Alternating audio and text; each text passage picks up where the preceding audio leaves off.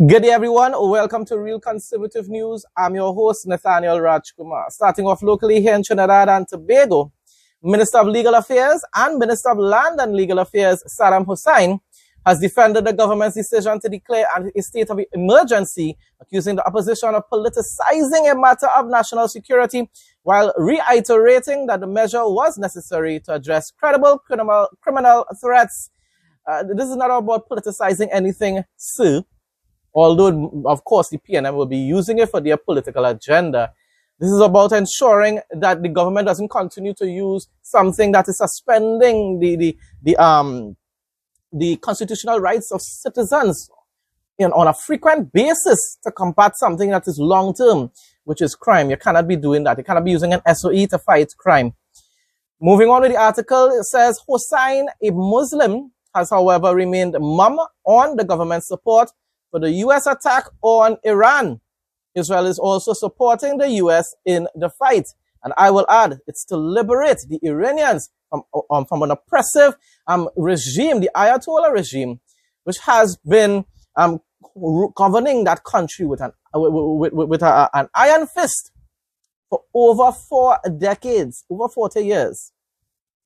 I went on this, my response, I went on to say, unlike David Naked, Hosein probably understands that you shouldn't make any type of controversial personal opinion which can jeopardize TNT's diplomatic relations with powerful and important democratic allies like the USA and Israel. And maybe, just maybe, hopefully, Hosein even probably supports Kamala's statement. But if he did, maybe he would have come out and say so. But at least he was wise enough to just stay silent instead, say no comment, or just ignore it. I went on to say, this is why it's so important for Prime Minister Kamala Persad-Bissessar to distance herself from Naked's radical statement, because he had audacity to imply that the USA was taken over by a Zionist. Now, the thing about it is, in the first place, now, when the people say Zionist, they usually say it's because Israel is controlled. That is the thing about it. They try to make it look as though Israel and the Zionists have hijacked America and is taking control of America and all kind of things like that. So it's basically as though America is under Israel's control. That is not true. The thing about it is there are many Christians in America, and therefore a lot of Christians still, thankfully, are Zionists. I went on to say, bear in mind that all genuine Bible-believing Christians who obey the mandate set in Genesis and Romans 11 are proud Zionists, including myself. God bless USA and Israel. Now, if you want a better explanation about the little statement I just said here about all genuine Christians being a Zionist, you can go back to my news report from yesterday and you'll get a detailed explanation about it. I'm not going back into that all over again today. I went on to say this may be the final years before both the QAnon far right and radical far left take full control of the Republican and Democratic parties, which will result in Israel being abandoned, and of course the entire world will rejoice. Nevertheless, read Ezekiel 38. When I say things, people, it's based on the Bible. Go and read Ezekiel 38. When the kings of the north, including Russia, attempt to destroy Israel, God himself will intervene and defeat Israel's enemies. Don't go anywhere. More local, regional, and international news up next. In some positive news now, government ministers were on the ground in Tunapuna yesterday morning, unlike what PNM did for the past 10 years. From 5:30 a.m., Ministers of Works and Infrastructure Jerlene John, hopefully the future leader of the UNC, and Member of Parliament for Tunapuna and Minister of Homeland Security Roger Alexander, hopefully will be removed from his position at some point in time. I'm talking about his ministerial post. Led a team of technical officers on an early morning assessment of several priority sites across the community. The team visited St. John's Road near St. Michael's Village, Balthazar Street, Bates Trace near Santa Margarita, Maracas Royal Road, and Upper Cora Valley, examining culvert concerns, landslips, and overall conditions, road conditions, which we neglected, I will add, by the PNM. 10 years. Officials also encountered instances of illegal dumping, highlighting the need for continued public cooperation in protecting waterways and maintaining infrastructure.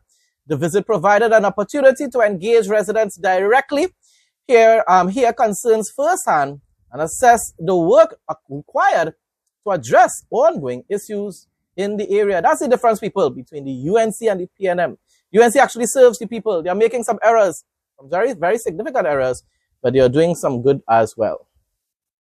The Ministry of Health yesterday announced the official launch of its Regulated Medicines and Substances Portal, an online drug database designed to strengthen transparency, accessibility, and regulatory oversight within Trinidad and Tobago's health sector. The platform provides public access to information on more than 10,000 drugs approved for use within the country. That is an important improvement. Don't go anywhere. Regional news up next. A major milestone has been reached for more than 100 families in the Felicity ECD housing scheme. This marks the second batch of allottees to participate in the lot identification exercise following the completion of first phase infrastructure works. The landowners were able to view the boundaries of their respective house lots and place identification signs bearing their names and lot numbers. The important step now enables beneficiaries to confidently move ahead with plans for the construction of their homes, bringing them closer to realizing home ownership. The activity was led by the Surveys Unit of the Ministry of Housing, Central Housing and Planning Authority. Lot identification exercises are conducted in batches across housing schemes, and persons who were not contacted during this round will be invited to participate in a subsequent exercise. Of course, this news was coming out from Guyana. Minister of Youth, Sports, Culture and Creative Industries in St. Vincent and the Grenadines, Cash Chaka Cupid, who also addressed Sunday's event at Rebecca, emphasized that cultural preservation is foundational to national development. He reminded attendees that Chatoya's resistance was not merely territorial, but a defense of identity, dignity, and heritage values that must continue to define the Vincentian spirit. Heritage is not something we inherit once and forget. It is something we actively preserve. As Minister of Culture, I believe strongly that our cultural preservation is national development. When we empower our indigenous communities, when we protect our historical sites, when we promote our traditional arts and crafts, when we document and teach our history, we are strengthening the soul of our nation. Students at Providence Elementary and Secondary Schools in Barbados who were treated to an eye-opening glimpse into the world of work yesterday, as the institution held an inaugural career showcase designed to broaden horizons and ignite ambition among its young leaders, the people who will lead their country in the future if God tarries. Hopefully it doesn't tarry for much longer. That's a whole different topic, biblical topic. Held at the school in St. George, the showcase brought together representatives from a diverse range of industries, giving students a chance to interact directly with professionals and explore career paths they may never have previously considered. My name is Camila DeWitt. I am the chair of the Board of Management here at Providence School. This is our first school-wide career day, and the objective is to expose all our students to what they could become when they leave Providence. We have all kinds of careers here, from healthcare to construction, to the canine division, to vets, optometrists, all kinds. So we're exposing again our students to different ways of working Some things are tactile, some things are business. We're exposing them also to entrepreneurship and being their own boss, having their own company. And we're teaching them what they should be studying and what they should be reinforcing here in Providence as students, but also what they could be studying once they leave our classroom. Well, we need all kinds of careers to make the world work. And it's important to expose them to anything that they could be becoming in the future. And so when you think of careers, usually you think of banking or finance but there is so much more. And we need, again, everything to make the world work. And some of our students will want to be artists or cricketers, or we have a race car driver. Some of them will want to be architects. So it's important to, again, expose them to what the possibilities may be so that we can inspire them to be good global citizens. Remove the taxes. Eleuthera Chamber of Commerce President Thomas Sands Jr. says business operators on the island should be granted duty-free concessions on equipment needed to improve their operations. That's what you're supposed to be doing here, even here in Trinidad and Tobago. I'm telling you, removing taxes, lessening the amount of regulations, reducing regulations, which will encourage business development and investment here in Trinidad and Tobago. Sands argued that removing duty on essential equipment would provide critical relief for Eleutherans running businesses across multiple sectors. You see, he's thinking like a Republican, a conservative person who leans on the capitalist side of government or policies, which is a good side. Currently, operators are required to pay import duty as well as value-added tax on equipment. Is tax over tax over tax. His comments come as construction industry operators told reporters they are struggling with the high cost of duties, saying it prevents them from purchasing modern equipment needed to carry out work in Eleuthera. I think there should be duty-free concessions on equipment.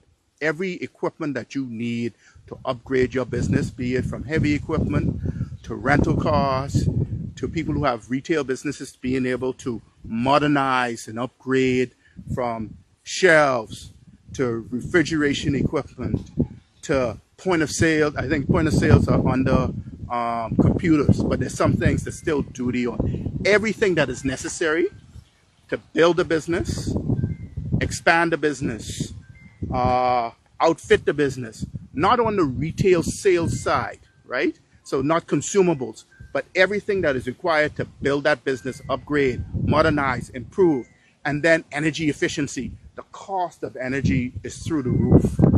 And so if a business could reduce its energy cost by energy efficient equipment, but also looking at renewables at the same time, we make a difference in the price point for their operations, which it then can in turn be passed on in some lower costs in some services. International news now. At this point, the Kurds themselves deny any ground invasion from Iraq into Iran. Who knows that? They could just be keeping it secret for now, but maybe it's true. However, developments in the air and on the ground strongly suggest that a move could happen very soon or happen soon. While all attention is focused on them, the Islamic Republic, the Ayatollah government, should realize that its borders with other countries are now wide open to invasion by others. And the thing about it is you wouldn't be able to blame other nations from invading now, because you know why? Iran decided to attack other sovereign nations, even nations that were defending the Ayatollah regime. I don't know what Khomeini, who's now gone, was thinking along with other leadership individuals from the Ayatollah regime. Let's just hope. Really, it seems as though this time, Trump administration will finish the job in Iran. Trump called Britain uncooperative from the Oval Office, then replaced Lloyd's of London as the insurer of the Strait Hormuz, breaking 300 years of crown control over global energy in one day. I love it. The UK has been officially removed from the status of a close ally of America. And I want to tell you people, Instead of being angry with Prime Minister Kamala Prasad, says we should be so proud of her and happy with her when it pertains to her standing boldly with the United States of America. Because watch it. Britain was basically the closest ally of America up to many years ago, up to a few years ago. Israel basically now took that place for a while now, especially under the Trump administration, and rightfully so. But look at it now. Now England, the UK, has been removed from that position, while Trinidad here in the Western Hemisphere is now basically the #1 ally of the United States of America. We will be recognized throughout the world, people, in ways that we have been wanting to for many years, for many decades now. And besides that, we will benefit from increased security and also definitely economically. Now, for the interesting facts segment, in 2011, while deployed in Iraq's Anbar province, U.S. Marine Major Brian Dennis rescued a wounded stray dog he named Nubs. The two quickly formed a deep bond, but when Dennis's unit relocated nearly 70 miles away, he had to leave the dog behind. Of course, I'm very sure that he was saddened by that. In an extraordinary display of loyalty, Nubs reportedly crossed harsh desert terrain for 2 days and appeared at the new base's gates. Moved by the reunion, Dennis and fellow Marines raised funds to bring Nubs to the United States, where they were permanently reunited. This is one of the most beautiful, interesting facts segments that I've covered for quite a while. It reminds me once again, I do believe that animals do have living souls. They don't have spirits like humans. We have body, soul, and spirit. They probably only have a soul, but it's a living soul.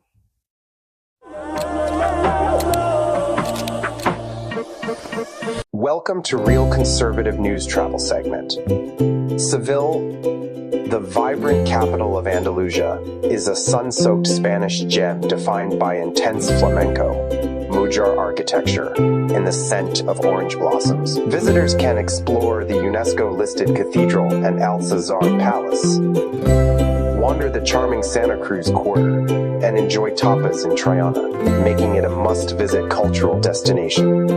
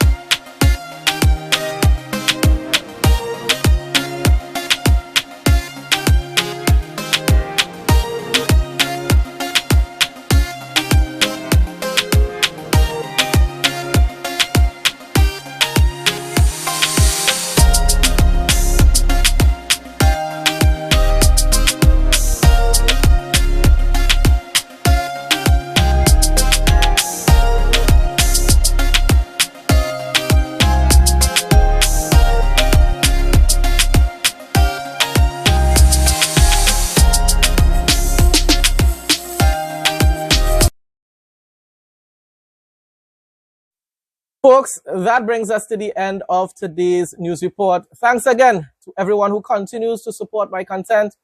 Please like, comment, share, and subscribe. Stay blessed and stay safe, most of all. In Jesus' name.